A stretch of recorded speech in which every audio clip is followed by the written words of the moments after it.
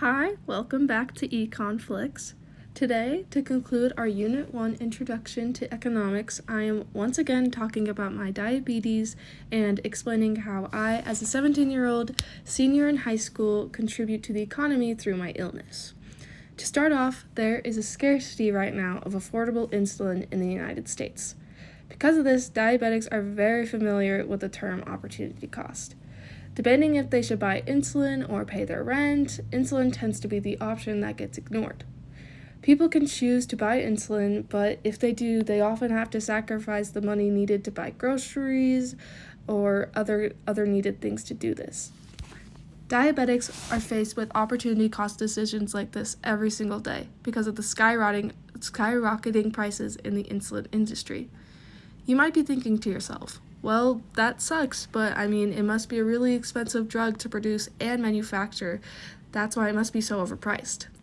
And as much as I would like that to be the reasoning, insulin is actually a relatively inexpensive medicine to make. It costs around $2 to $5 to produce a single vial. A diabetic can go between 1 to 3 bottles of insulin a month, depending on the diabetic.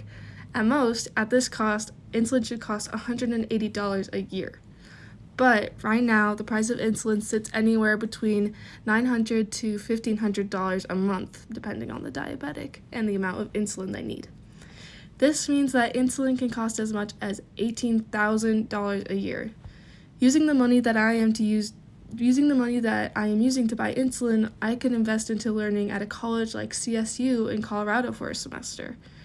Because there is only 3 main insulin manufacturers in the US, there isn't much competition. Of course, this has resulted in these companies taking advantage of insulin-dependent diabetics. The lack of competition has made them greedy and allowed them to monopolize on our illness. Insulin has no economic security in the market economy setting it is manufactured. My life as a diabetic high school senior is dictated purely on Big Pharma. The control they have over my diabetes in the United States is insane.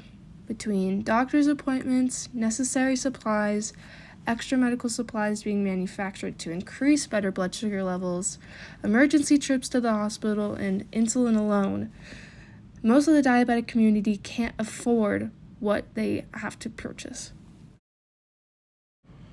I will say the production possibility curve of insulin is extremely impressive. While only costing a couple dollars to make, the pharmaceutical companies have fully taken advantage of cheap production to result in high profit.